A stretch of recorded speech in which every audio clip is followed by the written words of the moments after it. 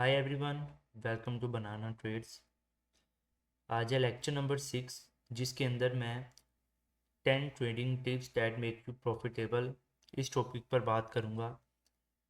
ये एक ऐसे टॉपिक है जो कि काफ़ी इम्पोर्टेंट है। हम अगर टेक्निकल एनालिसिस जो है फॉरेक्स के अंदर या ट्रेडिंग के अंदर वो तो कर लेते हैं, लेकिन जो इमोशंस होते हैं और जो टेक्निकल एनालिसिस से हट के जो चीज़ आती है वो हम भूल जाते हैं। वो क्या है? वो ये 10 जो है वो ऐसी टिप्स जो और ऐसे रूल्स जो वो मैंने लिखे हैं, और कोशिश यही है कि जो रूल्स मैं आपको बताऊंगा उनसे आप सीखेंगे, और वो गलतियां जो कि हम अपनी ट्रेडिंग के अंदर करते हैं उससे अवॉइड करेंगे, उसको अवॉइड करेंगे। तो सबसे पहले जो है वो पहली है कि अवॉइड ग्रीड इन ट्रेडिंग। सबसे ज़्यादा जो है वो ट्रेडिंग के अंदर एक ही चीज़ आती है कि हमने अपने लालच पर जो है ना वो कंट्रोल करना होता है। लालच जो है ना ट्रेडिंग में यही होता है। मान लें कि आपका जो है वो $100 का अकाउंट है और आप जो एक्सपेक्ट करते हैं कि मैं 100 के ऊपर ही जो है ना वो एक बड़ी ट्रेड ओपन कर देता हूँ जो कि हमें प्रॉफिटेबल कर देगी, लेकिन ऐसा नहीं होता। ये कभी भी जो है ना आपको प्रॉफिटेबल नहीं कर सकती ये चीज़। तो आपने हमेशा अवॉइड करना है ग्रीड को, क्योंकि ये शॉर्टकट्स ही होते हैं जो कि हम अपनी ज़िंदगी में जो है ना वो लाने की कोशिश करते हैं। तो ये कभी भी आपको प्रॉफिटेबल नहीं कर सकते। अगर ट्रेडिंग से हट के भी आप लालच को अपनी ज़िंदगी के अंदर भी लेके आएंगे तो कभी भी आप जो है ना उससे बेनिफिट नहीं उठा सकते। दूसरे नंबर पर आता है अवॉइड ओवर ट्रेडिंग। जो है ना, अगर आपकी कोई भी एक दिन में एक या दो टिप हिट हो जाते हैं या एक या दो ऐसा लग जाते हैं तो फ़ौरन से जो है ना आप जो है अपना सिस्टम जो है वो टर्न ऑफ कर दें, और जो है ना वो उस दिन जो है ज़्यादा ट्रेड्स मत करें। या अगर तो एक दो ऐसे लग गए हैं तो हम मोस्टली करते गए हैं, हम डिवेंट ट्रेडिंग करते हैं। ज़्यादा से ज़्यादा हम कोशिश करते हैं अगर तो लॉस हो जाए तो लॉस को रिकवर करने की कोशिश करते हैं, लेकिन जो कि बिल्कुल ही बुरी चीज़ है। इस ये कभी भी ओवर ट्रेडिंग आपको जो है ना वो प्रॉफिटेबल नहीं बना सकती। मैं चार्ट्स पर भी आपको ये सारी चीज़ें जो मैं बताऊंगा वो चार्ट्स पर भी साबित करूंगा। और थर्ड नंबर पर आता है control on your emotions. Same वही चीज़ कि अगर आपका एक या दो ऐसा लग गए हैं तो आप जो है वो अपने इमोशंस पर थोड़ा कंट्रोल रखें, और ख़ुद को जो है वो काम डाउन रखें। बिल्कुल भी जो है ना, फॉर एग्जांपल अगर सम टाइम होता है कि मैं चार्ट्स पर भी आपको दिखाता हूँ इसका मतलब क्या, कंट्रोल ऑन योर इमोशंस। जैसे कि यहाँ पर ये एक लेवल था इंड्यूसमेंट का, ये आज का ही जो है ना वो लेवल था। इंड्यूसमेंट के ऊपर ये एक ऑर्डर ब्लॉक भरा था, और मैंने जो है ना यहाँ पर काफ़ी बड़ी लोड से जो है ना एंट्री बनाई थी। अकाउंट साइज़ के हिसाब से तो नॉर्मल था, लेकिन एक अच्छी एंट्री यहाँ पर एक मिल रही थी। मैंने जो है ना वो काफ़ी वेट किया, यहाँ पर एक एंट्री मैंने लगाई हुई थी। तो प्राइस जो है ना वो हमारे मेरी एंट्री तक आई नहीं, और यहाँ से प्राइस जो है ना वो टीपी तक चली गई और ऑर्डर ब्लॉक हिट नहीं किया। तो इसका मतलब यही है कि मैंने ये कोशिश ये नहीं की कि यहाँ से मैं एंट्री ले लूँ। जो मेरा लेवल था मैंने उसका वेट किया, अगर तो प्राइस उधर आती तो और उसके बाद अगर प्रॉफिट होता तो वो मेरा वाकई में प्रॉफिट था। लेकिन अगर मेरे लेवल तक जो है वो मार्केट नहीं आई तो मैंने प्रिवेंट ट्रेडिंग, या मैंने जो है वो ओवर ट्रेडिंग, या मैंने जो है ना अपने इमोशंस को जो ख़राब नहीं किया, मैंने वेट किया। कोई बात नहीं, और भी जो है ना वो ट्रेडिंग के अंदर मज़ीद भी एंट्रीज मिलती हैं। ऐसा नहीं कि एक एंट्री मिस हो गया तो हमने मतलब कि यहाँ से जो है ना हमने दोबारा एंट्री ले लेनी है कि यहाँ से मार्केट नीचे गिर रही है, नहीं नहीं हमारा लेवल जो है वो मिस हो गया। ऐसा बिल्कुल भी नहीं करना, अपने इमोशंस पर कंट्रोल करना है। और कभी भी जो है ना वो ट्रेडिंग के अंदर अपने इमोशन को जो है ना वो ज़ाया नहीं करना। हमेशा कूल डाउन रहना है, और अपने माइंड के साथ जो है ना वो आपने ट्रेडिंग को करना है। और उसके बाद जो टॉपिक आता है वो है 1 TP SL जो है ना वो आपने रखना है। जैसे 1 trade TP SL for example, मान लें कि अगर आपने यहाँ पर मान लें कि यहाँ पर जो है ना वो मैंने एंट्री ले ली थी। फॉर एग्ज़ाम्पल यहाँ पर एंट्री ले ली थी, या मान लें कि यहाँ पर मैंने एंट्री ले ली थी और एसएल मैंने रखा था। मैं सिर्फ समझाने के लिए जो आपको कह रहा था कि एसएल मैंने बहुत ही छोटा सा रखा था, यहाँ पर ले ली थी, और एसएल मैंने ये ग्रीन कैंडल के ऊपर रख दिया था।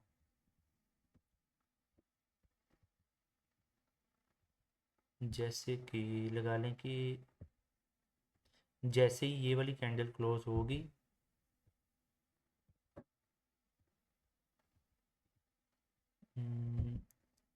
यहाँ पर क्लोजिंग हुई है और इसका हाई ठीक है। लगा लें कि मैं आपको समझाने के लिए बात कर रहा हूँ कि यहाँ से जैसे ये ग्रीन कैंडल क्लोज हुई तो हमने एंट्री प्लान कर ली सेल की, और एसएल इसके ऊपर रख दिया कि फॉर एग्जांपल हम लेवल्स का नहीं पता या इवेंट ट्रेडिंग कर रहे हैं, समटाइम कुछ भी कर रहे हैं, उसकी वजह से सिर्फ समझाने के लिए बता रहा हूँ आपको कि अगर आप इस तरीके से कोई भी एक्टिविटी कर रहे हैं तो जैसे ही एसएल आपका हिट हो गया तो आपने क्या करना है, उसके बाद दोबारा से ट्रेड के अंदर आने की कोशिश नहीं करनी। आप एसएल हिट हो गया है तो ट्रेडिंग को अवॉइड करें, ठीक है। कोई और अच्छा लेवल देखें जहाँ से वाकई जो है वो मतलब रूल्स को फॉलो कर रहा होगा। कोई लेवल आपका जैसे कि ओडब्ल्यू था, ओडब्ल्यू पर मार्केट आएगी दोबारा तो वहाँ से आप दोबारा से सोच सकते हैं। लेकिन अगर इस पॉइंट पर आपका जो है वो टीपी या एसएल लग जाता है, फॉर एग्जांपल यहाँ पर तो एसएल ही लगा है, तो अगर तो एसएल लग गया तो आपने दोबारा ट्रेड के अंदर जो है ना वो दाखिल होने की कोशिश नहीं करनी। ये यहाँ पर मार्केट आई है, दोबारा यहाँ पर आई है, तो अगर तो एक एसएल लग गया तो उसके बाद आपने अवॉइड करना है ट्रेडिंग को उस दिन के लिए। तो डोंट एंटर अगेन, ठीक है जी। ये आपने चीज़ लाजमी फॉलो करनी है, ये आपको जो है ना वो लॉन्ग टर्म में काफ़ी प्रॉफिटेबल करेगी। Shortcuts will never be profitable. अगर आप शॉर्टकट्स जो है ना वो ढूंढते हैं, जैसे कि आपको मैंने बताया था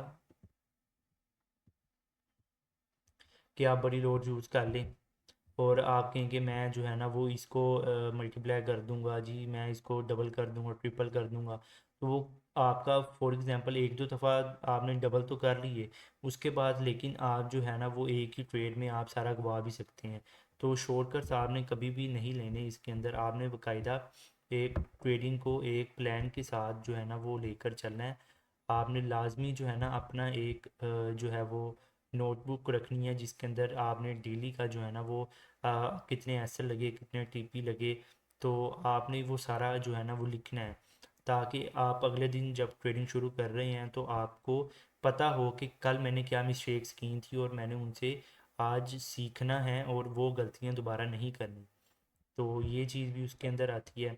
और नो योर टीपी एसएल और एग्ज़िट पॉइंट। अगर आप किसी भी ट्रेड के अंदर जैसे मान लें कि ये था, यहाँ से हम एंटर हैं और ये ट्रेड हमारी जो है ना समझें कि ये प्रॉफिट में जा रही है। यहाँ पर देख लें कि यहाँ से समझेंगे हमने एंट्री ली, और जब भी आपने ट्रेड में एंटर होना है ना तो आपको पता होना चाहिए कि मेरा एसएल कितना बन सकता है। जैसे अगर $30 का एसएल बन रहा है, सॉरी 0.01 से अगर 30 पिप का एसएल बना है $3 का, तो आपने 30 पिप का ही एसएल रखना है। आपने ये नहीं कहना कि जी अभी मैं एसएल अपना छोटा कर देता हूँ। भाई जितना एसएल है आपने वो तो लेना ही है, इससे मतलब कम करेंगे तो वो आपका दोबारा से एसएल ही मार्केट लेके जाएगी। या अगर आप फ़ौरन से ब्रेक इवन कर देंगे तो आपका ब्रेक इवन हिट हो जाएगा। ब्रेक इवन अगर हिट भी हो जाता है तो दोबारा ट्रेड में दाखिल नहीं होना आपने, जो कि पहले मैंने एक पॉइंट डिस्कस किया है कि आपने दोबारा ट्रेड के अंदर जो है दोबारा से नहीं कूदना, अवॉइड करना है। तो सबसे पहले आपको अपना आपका एसएल, जैसे कि ये एसएल था, ये हमारा यहाँ पर ये एक एसएल था 150 पिप का, ठीक है। अगर मैं यहाँ से एंट्री ले लेता, मान लें कि यहाँ से भी एंट्री लेता, तो मुझे पता होना था कि अगर मैं यहाँ से एंट्री लेता हूँ तो मेरा एसएल कितना बना है 250 पिप का और मेरा टीपी कितना है। अगर तो 1:2 की ट्रेड है तो मैं यहाँ से भी सोच सकता कि हाँ मैं ट्रेड ले लेता हूँ। जैसे कि मेरा यहाँ तक टीपी था, तो ये कितना 1:2 बन रहा है। अगर 1:2 बन रहा है तो मैंने वो सोच कर ही ट्रेड एग्जीक्यूट करनी है। अगर 1:1 बन रहा है तो आपने ट्रेड को अवॉइड करना है। तो ट्रेड जब भी आपने लेनी है ये आपने रिस्क टू रिवार्ड रेशो अपना पहले से डिसाइड करना है कि मुझे अगर मैं कितना लूज़ करूँगा और कितना इसके अंदर से अर्न करूँगा, ये कितना मुझे प्रॉफिट होगा इस ट्रेड में से, ये ट्रेड मुझे कितना जो है ना वो प्रॉफिट दे सकती है, ये आपने लाजमी पहले देखना है। और उसके बाद जो है always go with risk risk to reward ratio, कि आपने हमेशा 1:2, 1:3, 1:4 इस तरीके से अपनी ट्रेड को लेके चलना है। आपने ये नहीं करना कि आपका जो है वो $100 का अकाउंट है और आप उस पर 0.05 ले रहे हो, और 0.05 ले रहे हो और आपका एसएल ही जो है ना वो $20 का बन रहा है। और अगर ट्रेड आपकी प्रॉफिट में चली भी जाती है और उस पर आपको $10 बन रहे हैं, तो उसका कहने का मकसद है कि उसका कोई फ़ायदा नहीं है आपको। वो तो 1:1 भी आपको नहीं दे के जा रहा, $20 का एसएल था, वो $10 बन रहे हैं। आप जो है वो उस पर एग्ज़िट भी अगर कर दो तो फिर भी आपके लिए वो प्रॉफिटेबल सच नहीं है, क्योंकि अगर आपका एसएल जाता तो वो $20 का जाना था। और अकाउंट साइज़ के हिसाब से, जैसे आपकी डेली नीड है $10 मैंने अर्न करनी है, तो आपका अकाउंट साइज़ अगर $50 का है तो आप उस पर $10 तो वो नहीं बना सकते। आपको अपना जो है ना वो अगर $10 बनाने हैं, या तो आपका पोर्टफोलियो $1000 का होना चाहिए, तो उस पर आप छोटी लोड्स मतलब मैं आप एज्यूम कर लें कि आपने जो है ना 0.01 से ट्रेड ले ली, 100 पिप आपकी ट्रेड चली और $10 आपने अर्न कर लिए। $1000 के अकाउंट पे आपने 0.01 से 100 पिप पे $10 आपने अर्न कर लिए। लेकिन अगर आपका अकाउंट साइज़ $50 है और आपने $10 बनाने हैं, इसका ये मतलब है कि आप अपने अकाउंट का 20% रिस्क कर रहे हैं एक ट्रेड पे। आपके 2 एसएल भी हिट हो जाते हैं तो आपके $20 तो आप समझ लें कि आपके $15-20 तो वैसे ही जो है ना एसएल ही लग जाएगा आपका। तो आपने जो है ना वो रिस्क टू रिवार्ड रेशो में ही ट्रेड्स को लेकर चलना है, ना कि डॉलर्स के अंदर अपनी ट्रेड्स को मेजर करना है। उम्मीद है कि आपको ये चीज़ समझ आई होगी। मैं थोड़ा सा आपको मज़ीद एक्सप्लेन इसको कर देता हूँ। जैसे ये हमारी ट्रेड थी 1:2 की, ठीक है। अब हमें पता है कि ये 1:2 हमें दे के जाएगा, लेकिन अगर अकाउंट साइज आपका $50 का है और यहाँ पे 1:2 मतलब कि एसल ही आपका बन रहा है 24, मतलब कि आपका तकरीबन $24 का एसएल बन रहा है 0.01 से भी, और टीपी आपको दे के जा रहा है $50 का। अगर आप 0.01 भी लगाते हैं $50 के अकाउंट पे तो आपका सीधा सीधा $24 उड़ जाएंगे, ठीक है। तो इसमें यह है कि वो फिर जो है ना वो आप इसको इस तरीके से मेजर नहीं कर सकते डॉलर्स में। आपने अगर ट्रेड्स को लेकर चलना है तो 1:2 या 1:3 के हिसाब से ही आप इसको लेके चल सकते हैं। और उसके बाद जो आता है don't go direction less in a trade, मतलब कि आपका लेवल आया भी नहीं है, आपने यहाँ से एंट्री ले ली नहीं कि यहाँ से अभी तक नहीं मार्केट आएगी, मार्केट नीचे की यहाँ से गिर जाएगी, मेरी एंट्री मिस हो जाएगी, तो आपने डायरेक्शन लेस नहीं रहना, ठीक है। आपने अपने लेवल का वेट करना है अपनी, और डायरेक्शन जब मार्केट आपके लेवल पर आए तो तब आपने ट्रेड लेनी है।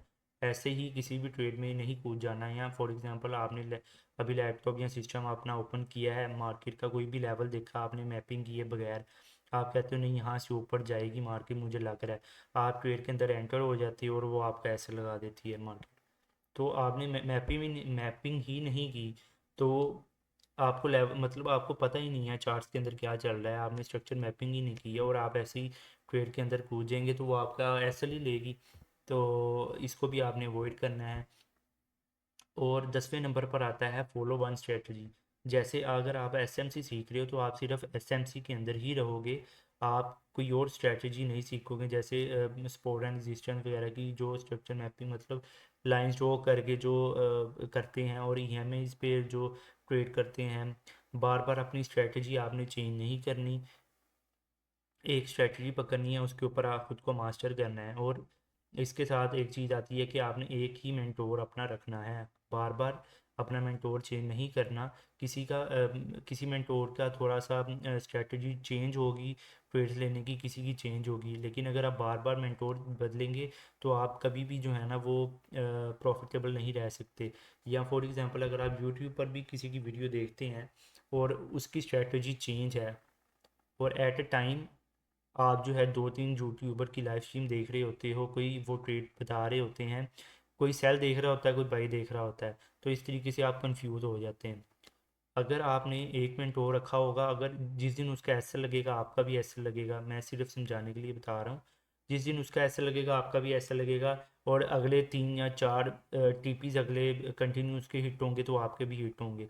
अगर आप बार बार अपने मेंटोर चेंज करेंगे, बार बार किसी और की लाइव स्ट्रीम लगाएंगे या किसी और की वीडियो देखेंगे, तो होगा ये कि एक दफ़ा तो उसका ऐसा लग गया, आपने उसको छोड़ दिया, किसी और को फॉलो कर लिया, और उसका उसका भी ऐसा लग गया, फिर वो आपने उसको भी छोड़ दिया, किसी और को फॉलो कर लिया, उसका टीपी हो गया, उसके अगले दिन फिर दोबारा से उसके 4 एसएल हो गए, फिर उसको छोड़ा। लेकिन ये है कि अगर आप एक को फॉलो करते हैं तो वो अगर प्रॉफिटेबल ट्रेडर है तो एसएल हो रहे हैं तो उसके टीपीज भी हो रहे हैं, तो एट द एंड आप प्रॉफिटेबल हो जाते हो। तो ये सारी चीज़ें आपने ट्रेडिंग के अंदर फॉलो करनी है। उम्मीद है कि मैंने जो चीज़ें बताई हैं आपको, वो जो है ना वो कहीं ना कहीं आपको कुछ फ़ायदा दे के जाएंगी। और इसी के साथ जो है ना आज का लेक्चर मैं ख़त्म करता हूँ। मज़ीद इन्फॉर्मेटिव वीडियोस जो है ना वो इस लेक्चर यूट्यूब चैनल पर मैं अपलोड करता रहूँगा। आपने जो है वो चैनल को सब्सक्राइब लाजमी करना है, और मिलते हैं नेक्स्ट वीडियो में।